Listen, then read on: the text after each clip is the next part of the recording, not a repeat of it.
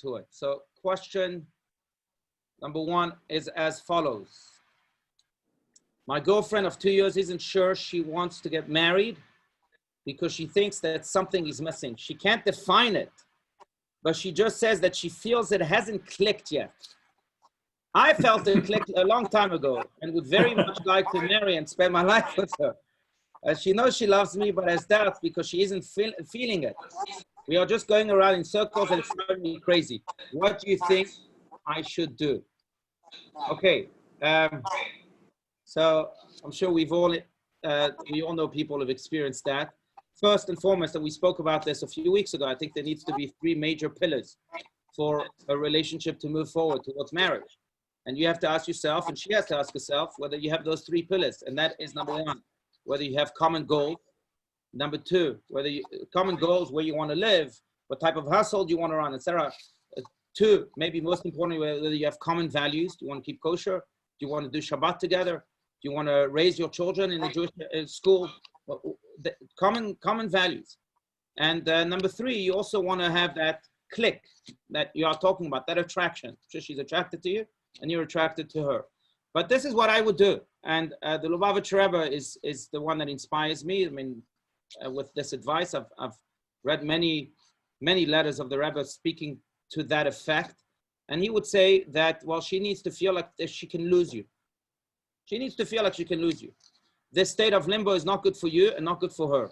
It's unhealthy. It's unhealthy, not just emotionally, but it's unhealthy also for your life itself. I'm sure it has ripple effects in many areas. So you have to tell her, look, I think I want to get married like you just wrote, but you have to tell me whether this is not going anywhere because I'm out. I'm giving you an ultimatum. In a week, in 2 weeks, if I don't hear a final answer, I'm out. And if she loves you really deeply enough, she won't bear the thought of losing you. And then she'll have to take the leap. Now I'll tell you this, and it's normal what she's feeling. It's normal, to hesitate. Marriage needs that leap of faith. And I think nothing great in life, forget marriage, but nothing great in life happens without that leap of faith. I think speak of to any hero that you may think of as a hero, you'll see that whatever they achieved with a leap of faith. I know Rabbi Steinsaltz told me that he never thought that the monumental project of translating the entire Talmud and writing his own commentary would take 45 years. If he had known that 45 years ago, maybe he wouldn't have done it. But he had that leap of faith. Let me just jump into it blindly. Marriage certainly is one of those things that you need that leap of faith. And if she's not willing to do it, then fine. You're either in or you're out. And when she'll hear that there's a possibility that you're out, maybe something will strike in her and cause her to take that leap of faith once and for all. Okay, that's for that question. Next question. What's the difference between a synagogue and a temple? And then what's the significance of the etymology of Amen? And how is it properly pronounced or just personal preference? Okay. I've heard that it isn't necessary to say Amen at the end of a personal recitation of a prayer. When do we say Amen? Okay, 2 separate questions. So what's the difference between a temple and a synagogue? So obviously they connote to the same thing, a house of worship. Usually, usually, I don't know if this is true, but maybe temple refers more to Reform synagogues, and I hate labels, but I'm going to use them just for this answer. And synagogues maybe refer more to Orthodox synagogues. But in general, I think that they both are indicating, they're the same, right? But they both indicating something very different. Temple means that you're going to a place of worship. Maybe it refers to that ultimate temple, the temple in Jerusalem, in which we would pray, we would gather at least 3 times a year during the festivals. And if that's the connotation of temples in general, that it means that we're referring to the temple in Jerusalem, then Adrabah, then beautiful, very good. But synagogue, if I'm correct about this, I didn't research this, but I remember reading this a very long time ago. Maybe someone here can correct me. But synagogue means house of gathering. And that's really comes from the Greek, but what really means is that it's this idea that we are gathering a community together. By the way, that's the Hebrew equivalent to synagogue is Beit Knesset, which also again means a house of gathering, which also refers to yet another aspect of a life of worship where we gather as a community. And it really refers maybe to the prerequisite that you need a minyan in order for a certain praise to be recited, in order for God's presence to fully dwell upon you. Regardless of who's in the minyan, it could be the most wicked Jew, but if he's in the minyan, he's number 10, then God comes and dwells among you. So it refers to that prerequisite. And that's why the word synagogue is often used also. Okay, now going to your question about Amen. So Amen needs to be recited by anyone who hears a blessing. Not by the sayer or the pronouncer of the blessing, but the one listening to the blessing. So if I say a blessing over a cup of water and someone hears it, he needs to say Amen. If I say a blessing over the shofar, like we just said, the people saying, hearing that blessing need to say Amen. Amen in Hebrew means faith. It comes from the word emunah. And Amen is a confirmation that what we just heard is a divine statement. And we say, yes, we believe in that divinity, the divinity of your statement. That's what Amen really means. So for the honor of God, anyone who hears a blessing, therefore needs to say it. Because if you heard a divine statement, if you care about God, he says, Amen. I agree with that. I agree with God. I welcome God. That's really the idea of Amen. Now, the person saying the blessing doesn't need to say Amen. And in Kaddish, everyone should say Amen. Again, the people listening to the Kaddish, and the many other areas in which Amen is recited. But again, it's said by the person listening, not by the person saying the blessing. I want to add just one more interpretation to the word Amen. Some say that Amen comes from the word man, like the manna that fell for the Jewish people in the desert. That's how they were nourished for 40 years, right? Man. I know in English it's called manna, but in the Hebrew lexicon it's called man. Amen means, refers to this man. Why are we speaking about man when we say a blessing? Because we are basically teaching everyone that's listening to our Amen that it's that God in the blessing, that adherence to God, that really nourishes us most. So we say, oh, you just said a blessing. That blessing is the nourishment for the soul. Amen reminds me of the manna, but not manna for the body, manna for the soul. So that's yet another interpretation for and then one for today, and then I'm happy to open this up. Dear Rabbi, okay, I've heard you speak about Rabbi Steinsaltz and his humility many, many times. But what does humility really mean? In what way was he humble? And how can we develop this trait? So it's a great question. What does humility really mean? So you have Winston Churchill's answer that says that humility means not thinking less about yourself, but thinking about yourself less. It's not that you beat yourself down. And Judaism would agree with that. It's that you're other-oriented, not self-oriented. That you're other-preoccupied, not self-preoccupied. That's one aspect of humility. But I think the best definition of humility, I'm going to go back to the Lubavitcher Rebbe and in a way that ties to Rabbi Steinsaltz's embodiment of humility. But the Lubavitcher Rebbe would say that humility is not that you do not know what your skills and talents are, not that you do not know who you are. You know who you are very well. You know what your skills and talents are because you need to know what they are, because if God gave them to you, it means you need to exercise them. Gave them to you to fulfill your purpose in life. If you're a musician, then go ahead. You're not going to beat yourself up and say, I'm not a good musician. No, the opposite. Celebrate that, but celebrate that so that you can bring your music to the world and fulfill your divine purpose. And it's true for any other skill and any other talent. So it's not that you do not know who you are and you don't know what your skills and talents are. But you know that if someone else was blessed with those skills and talents, he or she would do a better job than you with those skills and talents. That's what humility is. And what this really conveys is that you are never really satisfied with the execution of your skill and talent. you always know somehow, somewhere that you can do better.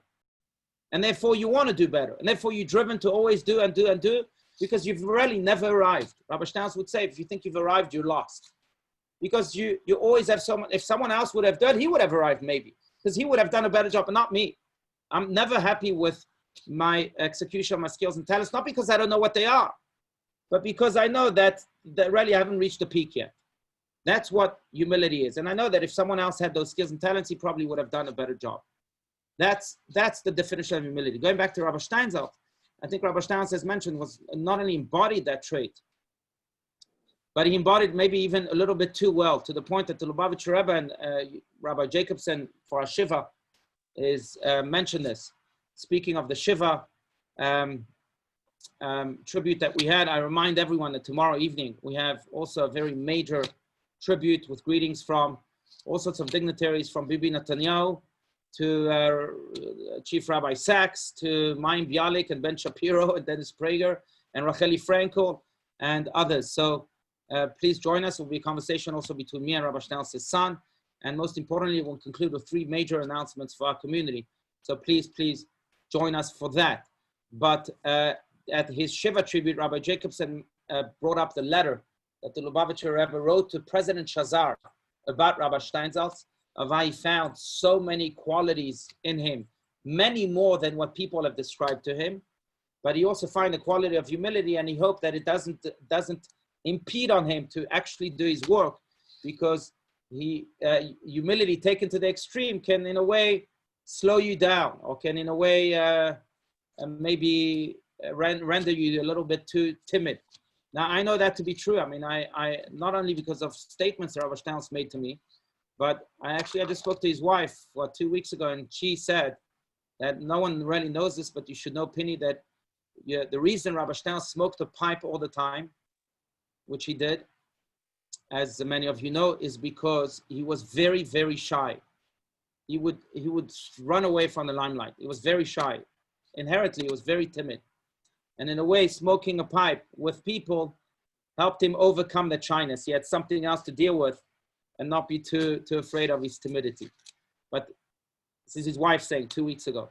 But he embodied that humility. And nonetheless, it never stopped him from doing anything. Quite the opposite. He did what he did with full passion. But on the other hand, I also asked him, for example, right? I mean, I have many stories about his humility. I could write a whole book about just his humility. But I once asked him, why do you do what you do? He said, because no one else is doing it. In his last will and testament that was published just 2 weeks ago, he wrote that if he knew that someone else was doing what he's doing, he would have retrieved a modest corner. He doesn't need that fame. I asked him if he likes to be famous. He said, no, I prefer dark chocolate. And I remember Eileen Smith from our community asking him, how does it feel to be a once-in-a-millennium scholar, to be so wise? Like the Time magazine, he said, I don't know, but when I get there, I'll let you know. And many stories about his humility. But again, all of these stories point to the fact that it was never about him. Yes, he thought, like Churchill said, he thought about himself less, but he also knew that he was given skills and talents not to boast them, because if someone else had them, he would probably do a better job than him. That's what he thought, at least. But he was given them to exercise his divine purpose in life as a channel, not as a goal for his, not to emphasize, God forbid, his greatness, even though he was, of course, as great as could be. But that's what humility is. All right. Here's another question via the chat, and then again, I'm happy to open this up. But if synagogue translates to community, and in modern time politics are so divisive in the world, is it appropriate to include politics in our community at the risk of alienating some? How does including politics help elevate our community? Okay, well, that's a great point. I just wrote a piece about that, that rabbis should stay out of politics completely. Politics and rabbinics don't go together. Politics and synagogues simply don't go together. Quoting Rabbi Steinsaltz, and I wrote about that in my article, I asked him, why doesn't he write about politics? He said, because I don't plant fruits for the tomorrow. I don't plant banana trees that grow quickly and collapse quickly. I plant avocado trees that are there for generations to come. Dealing with politics is dealing with temporary, divisive things that are no good to anybody. We, a synagogue, should be planting avocado trees, should be speaking about the values that are eternal, what speaks to the soul, not to the body, what really relates to the why of life, not the what of life, what party you belong in and what box you fit in. Anyhow, so I completely agree. And yes, refer to my article. It's in Times of Israel and Jewish News or whatever. Okay, next question. What things do we say or do that bring Satan or demons into our home? How to get them or prevent that? What is your opinion on Satan according to the Babylonian Talmud? And lastly, do you have any books to recommend on this topic? So it's a big question. So the idea of a Satan appears in many Jewish sources. The difference, though, between Judaism and other religions, like Christianity, for example, is that we don't believe that the Satan has independent forces, independent decision make the independent art of decision making. He's a complete servant of God. Christianity sees the Satan as something that is completely independent from God, and he has the power to do whatever he wants, even if that opposes God himself. Judaism doesn't see it that way. The Satan is an emissary of God, and therefore God can quieten the Satan, as we hope he does during Rosh Hashanah. Therefore God can tell the Satan, you know what, get out of here. I'm expelling you from this world, which he'll do when Mashiach comes. Because again, he's just a soldier of God. He has no power in and of himself. Now, yes, sometimes people feel that they have the Satan or demons in their home. So I'm not going to say that that doesn't exist. It might exist. And the Talmud speaks about all sorts of stories, but also a few things. Number one, the Baal Shem Tov expelled these demons. That's what Hasidic teachings say. So maybe they existed once upon a time. Today, if you're a Hasidic Jew, you don't believe they exist anymore because the Baal Shem Tov expelled them. Now, you might say, well, maybe you didn't expel them fully, and maybe I still feel them, I still see them. So we have to revert to what the Talmud says, and that is that a Jew is stronger, the soul of a Jew is stronger than any demon, any negative force. And the more we are in tune with that soul, the more these demons have no say whatsoever, have no existence whatsoever in our home or in the sphere of our lives altogether. And therefore, if one feels that he has demons around him, then connect to your soul even more and do more soulful things in the house. First of all, check your mezuzahs. That's a soulful thing. That's a Jewish thing that connects directly to your soul. And that's the source of our protection from God. And secondly, bring more harmony and peace and again, Jewish learning and Jewish mitzvahs into your home. A home that is filled with Jewish soul has no room whatsoever for any type of negativity, for demons. I can tell you that. I mean, I'm sure I'm not unique about this. I'm sure many of you also. You can walk into a home and feel tension and feel like, oh gosh, there's something happening here. Then you know that there's not much soul in that home, or that tension and anger and all sorts of things overcome that soul. And you can walk into a home and say, oh, like I had the privilege, speaking of Rabbi Steins, of being in his home many, many, many times. And for me, it was like walking to paradise. There was no greater feeling. When you feel that at the cemetery of the righteous. I've been to the Lubavitcher Rebbe's grave. Feels like you're in a different realm. Now, you can ask, well, 1 second, it's the same space as other graves. Or this home is the same like any other home. But it's because there's a Jewish soul that filled it.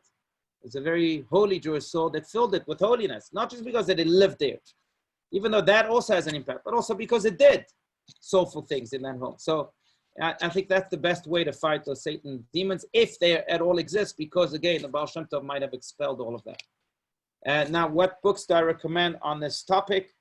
I recommend actually one of Rabbi Schnauz's books. And he speaks about it a little bit in The Soul, in his new book, relatively new, 2 or 3 years old, The Soul. 13 Petal Rose speaks a little bit about this. Yeah,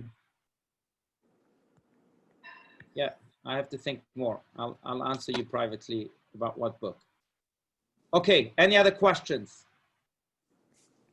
Rabbi, Yes, Jordan, please. the concept of the Satan is different than the Yetzer Hara.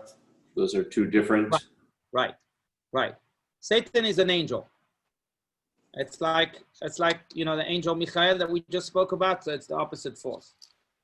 Yeah. And one other question regarding the Havdalah after Shabbat, as we're going from Yom Tov Shabbat into another Yom Tov. Right. What is the procedure that we're supposed to follow for that? So great question. So what we do this Saturday night, because it's both the end of Shabbat, in which we would usually do Havdalah, but also at the same time, second day of Rosh Hashanah. So what we do is that we combine the two in the Kiddush of that night. So the Kiddush of that night combines both the blessing for the second day of Yom Tov and the Havdalah within it. Purim have that. So you have a Kiddush. You have the order of it is Yak Nehaz, which stands for wine. You say the blessing of Agefen, the blessing of Kiddush, and the blessing of the candle. You don't light a candle because we can't light on Yom Tov. So you use the candle of your wife that was lit by another candle, the Yom Tov candle. So you look at that. And then you do the Havdalah blessing, and then you do the Shechianu. Okay. That's the order of it. Yeah. Good. Thank you. Sure. Okay, any other questions? No. Rabbi. There's always questions, Rabbi. Yes. There's always Rabbi, Yes. if I may take the liberty to just do a Hazak Baruch to Jordan Perlow, his son David Perlow, wrote a beautiful piece on the front page of Age about his journey, and We can barely hear you, Shmuel, but I'm going to repeat what you said because it's worth repeating. That is, we want to give a Chazak Baruch to Jordan's son, David Perlow, who apparently I haven't seen it. And now I'm going to go look for it, but has written a piece on the front page of Age.com. H.com. Thank well, you. Yofi. Thank you. About his journey. Is that what you were saying?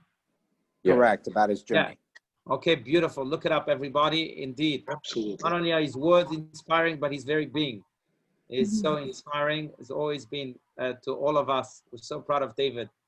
And surely the apple doesn't fall far from the tree. In fact, it never falls. It stays on the tree and continues to be nourished by the tree. Thank you. Okay, thank you. Rabbi, just very quick, yes, no.